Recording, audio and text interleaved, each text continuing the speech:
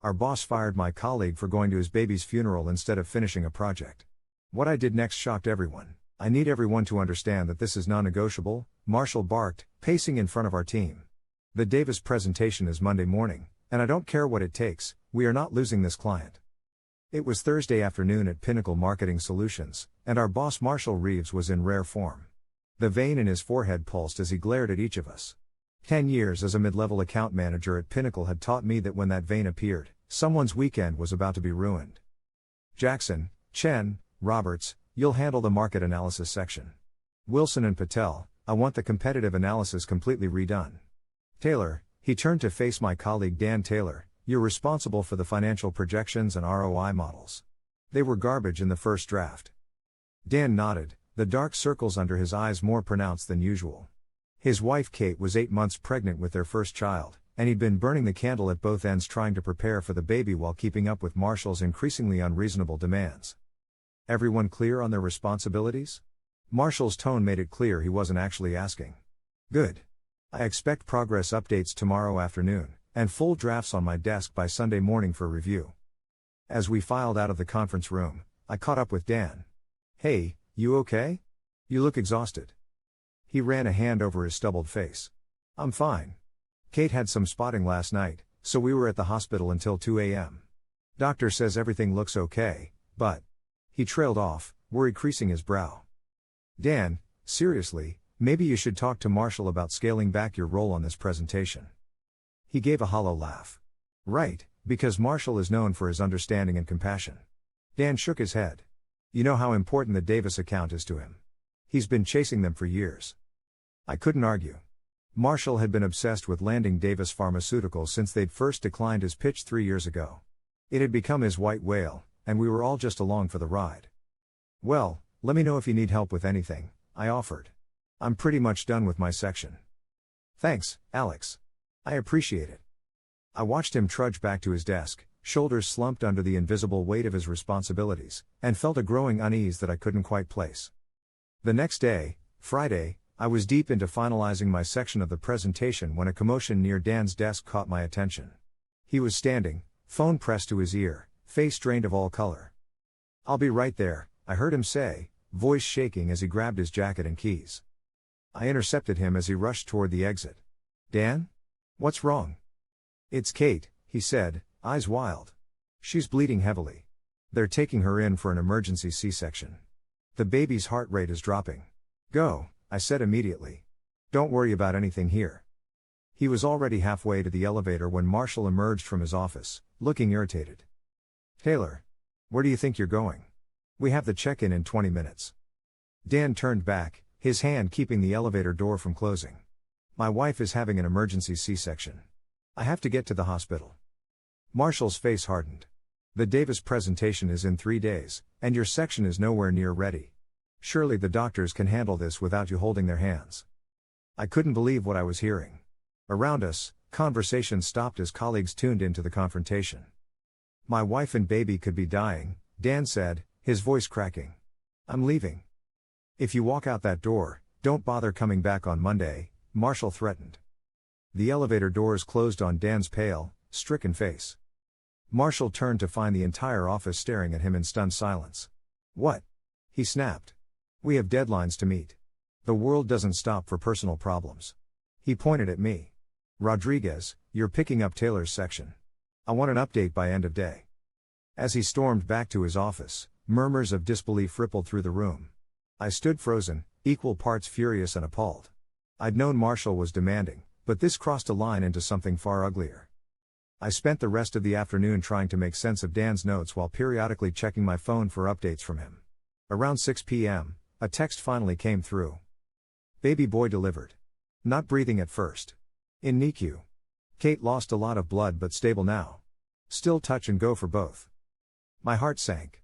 I texted back immediately, I'm so sorry, Dan. Anything you need, just say the word. We're handling things here, don't worry. That was a lie, of course. Dan's section was complex, involving financial projections that represented the core of our pitch to Davis. Between my regular workload and trying to decipher Dan's incomplete models, I was drowning. At 8 p.m., Marshall stopped by my desk, where I was still struggling with the ROI calculations. "How's Taylor's section coming?" he demanded, not bothering with pleasantries. "I'm working on it," I replied, not looking up from my screen. "But it's going to take time. These models are complicated, and Dan didn't leave much documentation." "I don't want excuses, Rodriguez. I want results. The Davis meeting is non-negotiable." I finally looked up at him. "Dan's baby might not survive the night. His wife nearly bled out on the operating table. You really think this presentation is what matters right now?" Marshall leaned in, lowering his voice. "What matters is that this company succeeds. What matters is that we all have jobs next quarter. You think Davis Pharmaceuticals cares about Dan Taylor's family problems? They want to see if we can deliver, and I'm saying we will. Now stop moralizing and get back to work." He walked away, leaving me seething. I stayed until nearly midnight trying to make progress on the financial models, but it was hopeless. Dan had been working on these for weeks, and there was no way I could recreate his work in 2 days, especially not with my own sections to finish. I finally went home, exhausted and demoralized. I barely slept, my mind toggling between concern for Dan's family and anxiety about the impossible task ahead of me. Saturday morning, I was back at my desk by 8 a.m. A few other team members trickled in as the morning progressed, all of us sacrificing our weekend for Marshall's obsession. The mood was somber, weighted by both the pressure of the deadline and the unspoken tension from Friday's events. Around noon, I received another text from Dan. "Baby still critical. Kate stable but heavily sedated. Not sure what's going to happen with him. Doctors say next 24 hours crucial." I stared at my screen, a wave of helplessness washing over me. I thought of Dan, alone in the hospital while his newborn son fought for his life, his wife unconscious in another room. And here we all were, hunched over spreadsheets and PowerPoint slides because Marshall couldn't tolerate the slightest deviation from his plans. Something inside me snapped. I stood up, gathering my things. My colleague Maya looked up from her laptop. "You heading out, Alex?" "Yeah," I said, surprising myself with how steady my voice sounded. "I'm going to the hospital to check on Dan." "But the presentation," she began. "We'll have to wait," I finished for her. "Some things are more important." I took the elevator down to the lobby, my heart racing but my mind suddenly clear. As I pushed through the revolving doors into the bright Saturday afternoon, I pulled out my phone and did something I'd never done in 10 years at Pinnacle. I emailed our HR director, Jackie Thompson. The message was brief but comprehensive. I detailed Marshall's behavior toward Dan, his threat of termination, and the toxic work environment he'd created. I attached several examples of previous incidents I'd documented over the years but never reported, including times he'd made female colleagues cry or forced team members to cancel important personal events for work emergencies that could have waited. I ended by stating that I refused to continue working on the Davis presentation under these conditions, and that I was taking the weekend off to support my colleague during a family crisis. I hit send before I could second-guess myself, then turned my phone off and headed to Memorial Hospital. The pediatric intensive care unit was quiet except for the steady beeping of monitors and the soft whoosh of ventilators. I found Dan in a small waiting area, hunched in an uncomfortable-looking chair, staring blankly at the wall. "Dan," I said softly. He looked up, momentarily confused. "Alex, what are you doing here?" I sat beside him, passing him the coffee and bag of sandwiches I'd picked up on the way. "I came to see how you and your family are doing." "But the presentation can wait," I interrupted. "How's your son?" Dan's eyes filled with tears. "They don't know if he'll make it. His lungs aren't fully developed, and there was some oxygen deprivation during delivery." His voice broke. "He's so tiny, Alex. So fragile. They're letting me see him for 5 minutes every hour, but I can't even hold him." "And Kate?" "Still sedated. They're giving her transfusions. The doctor says she'll probably recover fully, but..." He trailed off, the unspoken fear hanging between us. I stayed with Dan for the next few hours, making sure he ate, listening when he wanted to talk, sitting in silence when he didn't. I accompanied him on his brief visits to the NICU, standing back as he spoke softly to his son through the openings in the incubator, his finger gently stroking the baby's impossibly small hand. It was during one of those visits that Dan suddenly said, "We've named him James. After my father." "James Taylor," I said, smiling slightly. "Like the singer." A ghost of a smile crossed Dan's face. "Kate's idea. She loves his music." Around 7 p.m., a nurse informed Dan that Kate was waking up. I squeezed his shoulder. "Go. Be with your wife. I'll hang around a bit longer in case you need anything." After Dan left, I finally turned my phone back on. It immediately began buzzing with notifications, 3 missed calls from Marshall, several texts from team members, and an email from Jackie in HR asking if we could talk tomorrow. I ignored Marshall's messages, responded briefly to my colleagues, and confirmed a meeting with Jackie for Sunday afternoon. Then I texted Dan to let him know I was leaving but to call if he needed anything, day or night. As I drove home, I felt strangely calm despite the professional storm I knew was brewing. Something fundamental had shifted in me. For years, I'd accepted Marshall's behavior as the cost of working at a successful firm, had made the same compromises and sacrifices as everyone else. But watching him threaten Dan's job as he rushed to his family's side had crystallized something for me: no job, no client, no presentation was worth the human cost Marshall routinely extracted. Sunday morning, I woke to a text from Dan, Kate fully awake. James had a better night. Doctors cautiously optimistic but still critical. Thank you for coming yesterday. I texted back my relief, then spent the morning organizing my thoughts for the meeting with Jackie. At 2 p.m., I walked into the nearly empty Pinnacle offices. Jackie was waiting in a small conference room, her expression grave but not unfriendly. "Alex," she greeted me. "Thank you for coming in. I've reviewed your email, and I have to say, I'm concerned about what you've reported." She paused, seeming to choose her words carefully. "How is Dan doing?" "His son is still in critical condition, but showing some improvement. His wife is recovering from significant blood loss." I met her gaze directly. "Jackie, I know you need to follow protocol here, but what Marshall did was unconscionable. He threatened to fire Dan for leaving to be with his wife during a medical emergency." Jackie nodded. "That's very serious, and I want you to know we're taking this matter seriously. I've already spoken with Diane. Diane Mercer was Pinnacle's CEO, a formidable woman who'd built the company from the ground up. She's deeply concerned and will be addressing this directly." I was surprised. Diane was somewhat of a mythical figure who rarely involved herself in day-to-day operations anymore. "So what happens now?" "Marshall has been informed of the complaint, though not that it came from you specifically. He's been called in for a meeting with Diane first thing tomorrow morning." Jackie hesitated. "Alex, I should tell you that Marshall has already sent an email to several executives claiming that you and Dan have sabotaged the Davis presentation and should be terminated." "Of course he had. Is that why you called me in today? To fire me?" "No," she said firmly. "Absolutely not. I called you in to get your side of the story before tomorrow's meeting. And to ask, where do things stand with the Davis presentation? I understand it's due for review this evening." I sighed. "It's not ready. Between my regular sections and trying to cover Dan's financial models, there's no way I can finish it in time. And honestly, Jackie, even if I could, I'm not sure I want to. Not after what happened." She nodded thoughtfully. "I understand. And while I can't make any promises about how this will all play out, I want to thank you for bringing this situation to light. It couldn't have been easy." As I left the meeting, I felt a mix of relief and apprehension. I'd crossed a point of no return, and while I didn't regret standing up for Dan, for all of us, really, the reality of potentially losing my job was starting to sink in. I spent Sunday evening updating my resume and LinkedIn profile, just in case. Monday morning arrived with a sense of impending reckoning. I dressed carefully in one of my better suits, unsure what the day would bring. As I was about to leave for work, my phone rang with Dan's number. "Dan, hey. How are James and Kate doing?" There was a pause, then Dan's voice, thick with emotion. "James is breathing on his own, Alex. They removed the ventilator an hour ago, and he's breathing. His oxygen levels are holding steady." "That's incredible news." I felt a surge of genuine joy, the first positive emotion in what felt like a very long time. The doctors are saying he's not out of the woods yet, but they're impressed with his progress. And Kate's feeling much better too. He paused again. "Alex, I can't thank you enough for coming to the hospital on Saturday. Having someone there. It meant a lot." "It's what friends do," I said simply. "Listen, don't worry about work right now.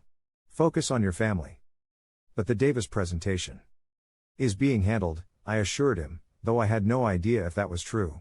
"I need to go, but I'll check in later. Give Kate my best, and tell little James to keep fighting." I arrived at the office to find it buzzing with tension.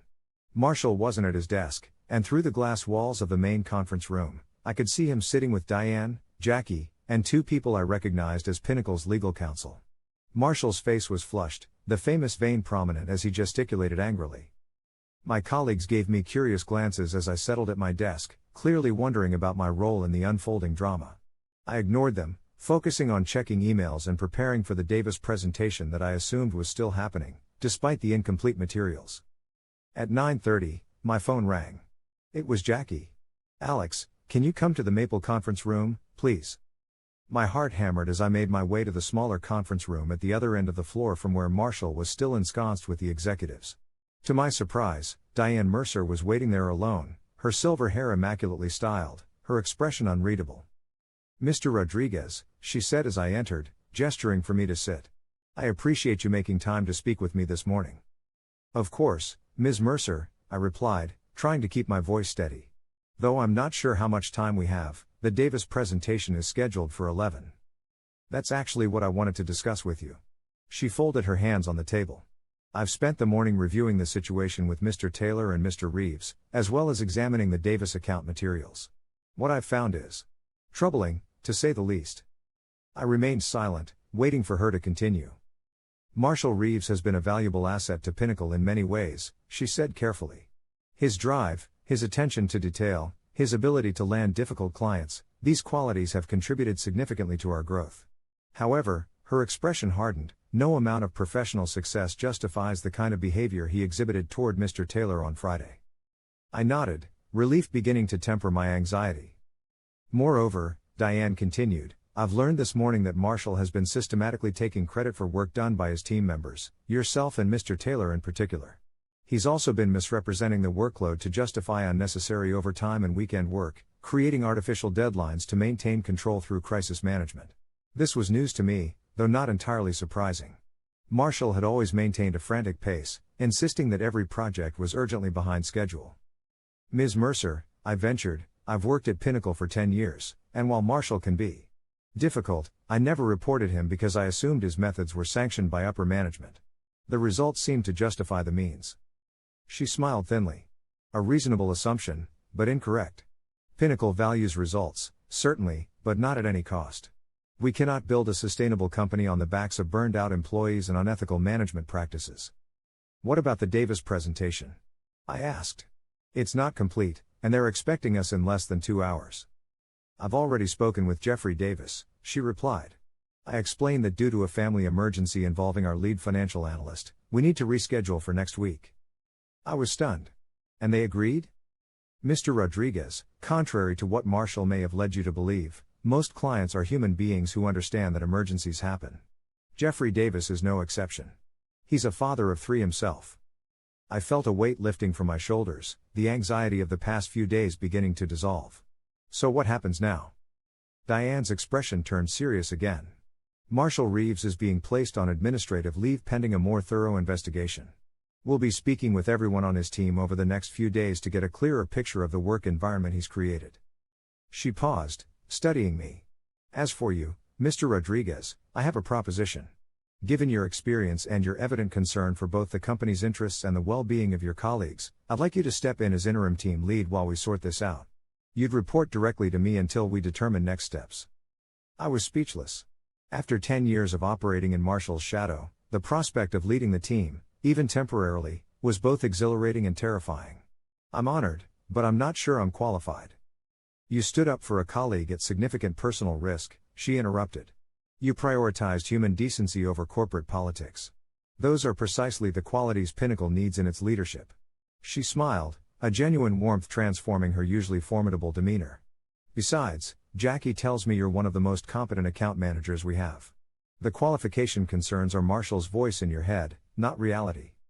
I couldn't argue with that assessment. "In that case, I accept." "Excellent. Your first task is to call Dan Taylor and inform him that his job is secure, his paternity leave starts immediately, and we expect him to take all the time he needs with his family." The Davis presentation ended up taking place the following Monday. In the intervening week, our team, free from Marshall's oppressive management style, rallied together to create what many later called the best pitch in Pinnacle's history. Dan provided remote guidance on the financial models, working a few hours during his son's nap times, insisting he wanted to contribute despite my assurances that it wasn't necessary. We landed the account. Jeffrey Davis specifically mentioned our collaborative approach and the humanistic values evident in our company culture as deciding factors. As for Marshall, the investigation revealed a pattern of behavior far worse than even I had witnessed. Several former employees came forward with stories of harassment, manipulation, and in one case, an explicit quid pro quo demand toward a female junior account manager. He was terminated with cause 2 weeks after being placed on leave.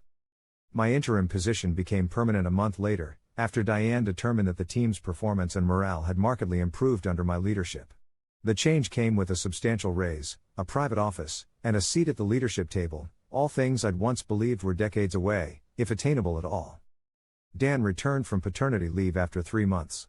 James had overcome his early challenges and was thriving, a small but mighty fighter with his father's thoughtful eyes and his mother's determined spirit. Kate was fully recovered and had started a support group for mothers who experienced traumatic births. On Dan's first day back, I called him into my office, formerly Marshall's office, though I'd removed the pretentious artwork and intimidating furniture arrangement, replacing them with comfortable chairs and photos of our team's charity work. "I wanted to talk to you about restructuring your role," I told him. "I think you'd be perfect to lead our new family-friendly initiatives. We're implementing flexible scheduling, improved parental leave, and emergency support systems." Diane's fully on board. Turns out she's been wanting to modernize our benefits for years but faced resistance from the old guard. Dan looked surprised.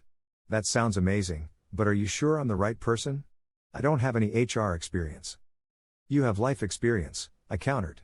"And you care about creating a workplace where people don't have to choose between their jobs and their families. That's exactly the perspective we need." He agreed, and over the next year, Pinnacle transformed. Our family-first policies became a recruiting advantage, attracting top talent from competitors. Employee retention improved dramatically. And perhaps most surprisingly, our productivity increased. It turned out that well-rested, secure employees who weren't constantly in crisis mode did better work in fewer hours. Little James celebrated his first birthday with a party attended by half the office. Watching him toddle around, babbling happily in a party hat, I reflected on the strange sequence of events that had led to this moment. One decision, to put humanity before profit, compassion before compliance, had changed everything. As James smashed his cake, squealing with delight while Dan and Kate laughed, I caught Diane's eye across the room. She raised her glass slightly in acknowledgement, a gesture that said more than words could. "This is what matters. This is what we're building for." I couldn't agree more.